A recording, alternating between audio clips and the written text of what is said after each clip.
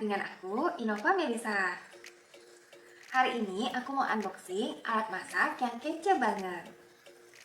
Alat masak ini bisa untuk goreng, bisa untuk rebus, bisa untuk nge-grill atau manggang, bisa untuk kukus, bikin takoyaki, sampai bikin kue.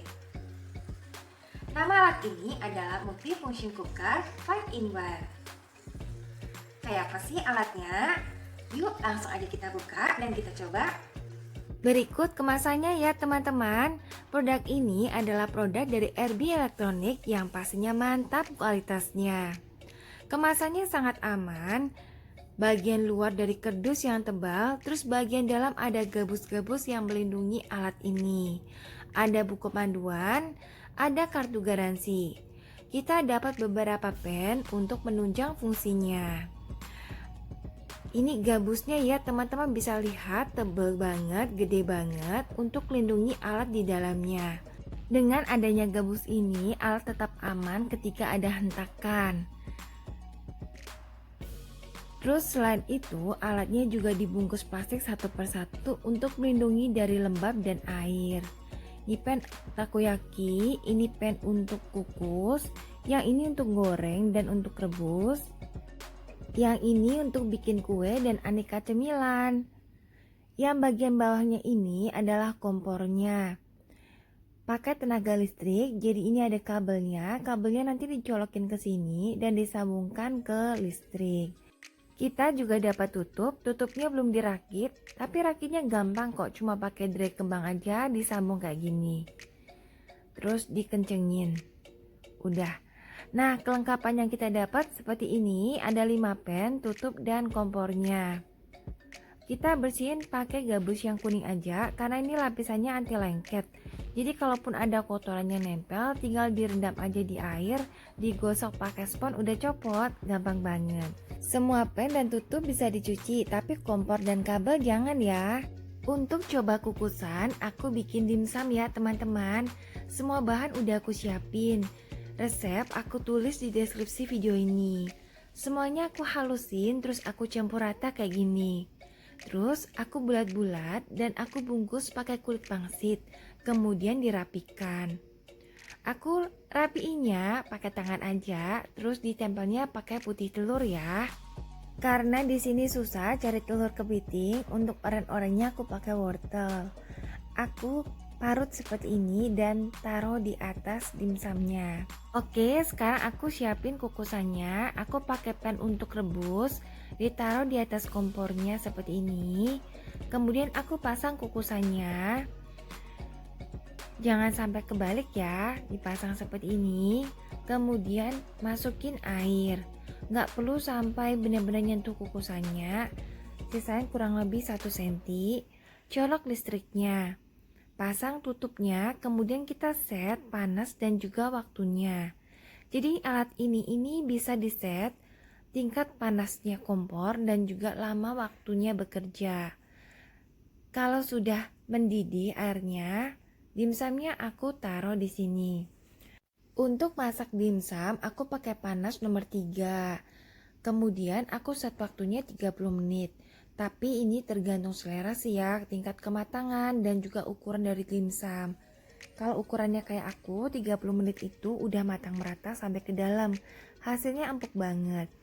Kalau misalnya aku set 30 menit, nanti 30 menit kemudian mati otomatis seperti ini. Kita juga bisa pakai kukusan ini untuk hangatin loh. Jadi set suhunya 2 aja atau 1 aja di set waktunya. So dimsumnya hangat selalu seperti ini. Nih hasilnya seperti ini teman-teman. Jadi enak banget, matang merata dan empuk. Kukusan alat ini oke banget deh. Selain untuk ngukus, kita juga bisa bikin aneka kuah atau sup atau sabu loh. Jadi kukusannya kita ambil, kita panasin kuahnya di sini. Jangan lupa set suhu dan waktunya. Masukin sayuran atau bahan yang akan kita rebus. Di sini aku mau bikin kuah sayur untuk kuahnya si dimsumnya. Jadi aku pakai wortel, aku rebus dulu wortelnya sampai setengah empuk. Baru masukin garam, penyedap dan juga tumisan bawang putih. Jadi aku memang biasa stok tumisan bawang putih kayak gini. Biar simpel aja sih teman-teman, jadi pas masak tinggal cemplung-cemplung aja. Nah ini udah mendidih, wortelnya udah empuk, masukin batang sawinya. Tunggu sebentar sampai batang sawinya layu, baru masukin daunnya. Daunnya paling terakhir, soalnya gampang banget ya matengnya. Kalau udah dimasukin gini bentar aja udah bisa disajikan. Pan untuk rebusnya berfungsi dengan baik ya teman-teman. Bisa untuk goreng juga loh ini. Teman-teman, sayur dan dimsumnya udah jadi. Sekarang kita bikin stik ayam yuk. Untuk bikin stik ayam, aku pakai filet dada ayam.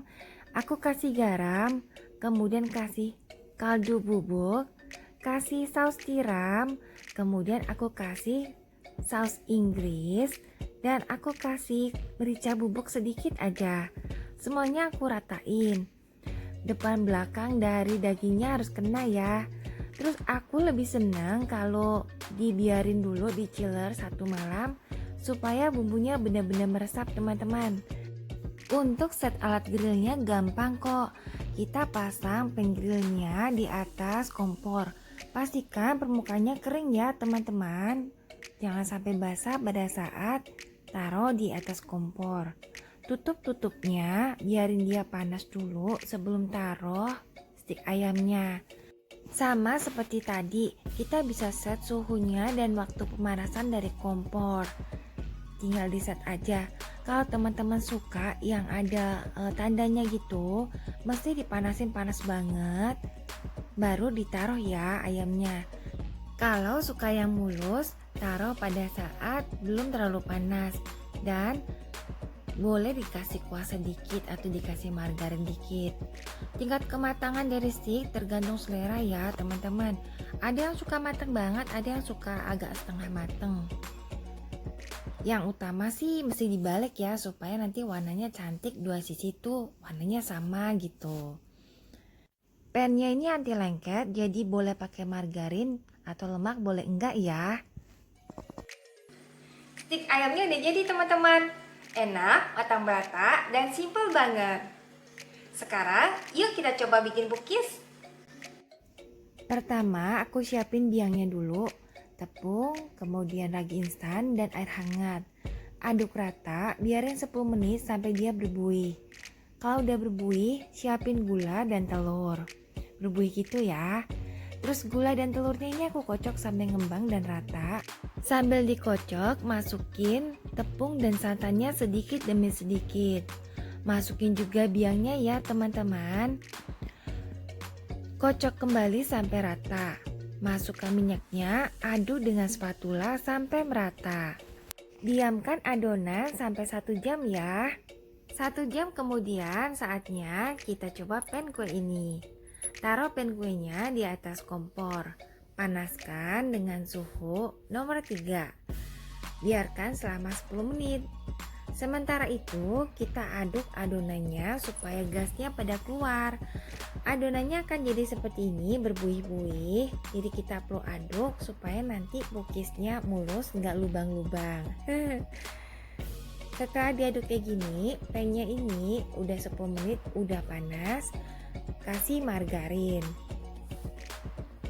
Tujuannya supaya lebih enak. Sebetulnya pan ini udah anti lengket sih. Tadi juga udah ada minyaknya, udah ada santannya. Nggak usah pakai margarin juga nggak apa-apa. Tapi akan lebih gurih kalau ada margarinnya. Tuang adonan ke dalam pan kue. Lakukan untuk semua pan kue ya teman-teman. Pasang tutupnya. Setelah mengerah, kita bisa angkat. Awalnya aku pakai ini japitan, tapi ternyata malah susah dan lebih gampang ambilnya pakai spatula. Jadi dia butuh alat angkat yang lebih lebar agar lebih gampang ambilnya. Tuh, hasilnya oke banget, mulus banget, anti lengket. Kita juga bisa tambahkan meshes atau topping lain di atasnya sesuai selera. Angkatnya bener-bener gampang ya teman-teman, tuh anti lengket gitu. Hihihi. Aku bilang pan untuk bikin kuenya oke banget teman-teman. Kita bisa ngemil cookies sering-sering nih. Cookies kesukaan anak-anak udah jadi. Sekarang yuk kita bikin kue cubit.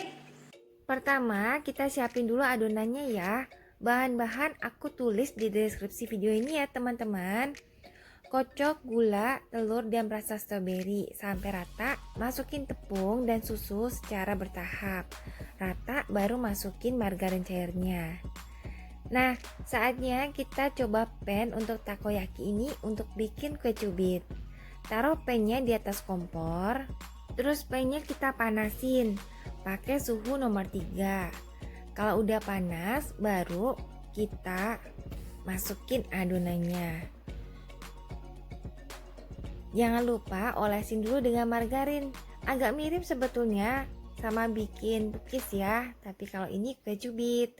Kue cubit bisa disajikan setengah matang, bisa juga matang, tergantung selera kita. Menurut aku bikin kue cubit lebih gampang separuh loyang dulu, supaya nanti ngangkatnya nggak gelagapan. Untuk kue cubit kita bisa kasih topping atau isian sesuai selera kita. Kalau mau isian masukin pas lagi masih basah kayak gini. Nanti dia akan turun ke dalam dan akan menjadi isian. Tetapi kalau topping ditaruhnya nanti aja ketika sudah mulai agak matang. Kita juga perlu tutup supaya nanti matangnya merata.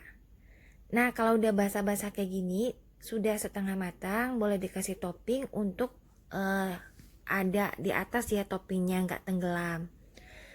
Kemudian setelah itu kita bisa angkat menggunakan tusuk sate. Menurut aku kue cubit atau takoyaki yang kecil-kecil gini paling gampang diangkatnya pakai tusukan sate kayak gini. Tinggal ditusuk aja tuh. Gampang banget. Setelah aku coba sendiri, aku bisa bilang alat ini rekomen banget deh untuk bikin takoyaki, kue cubit dan sebagainya. Selain karena anti lengket, panasnya benar-benar merata. Di bagian kanan, di bagian muka, di bagian belakang, di tengah maupun di kanan, dia itu panasnya sama. Aku lihat dari pantat dari kue cubitnya, itu warnanya sama semua. Jadi oke banget, nggak pakai acara drama gosong satu dan yang lain belum matang kayak di atas kompor api biasanya. Teman-teman, menurut aku multifunction cooker 5-in-1 ini rekomen banget. Dengan satu alat, kita bisa proses aneka jenis makanan dengan lebih mudah dan praktis. Teman-teman bisa mendapatkan multifunction cooker 5-in-1 ini di marketplace kesayangan teman-teman. Linknya aku taruh di deskripsi video ini ya. Terima kasih sudah nonton videoku. Semoga sharing aku bermanfaat. Sampai ketemu lagi. Dah.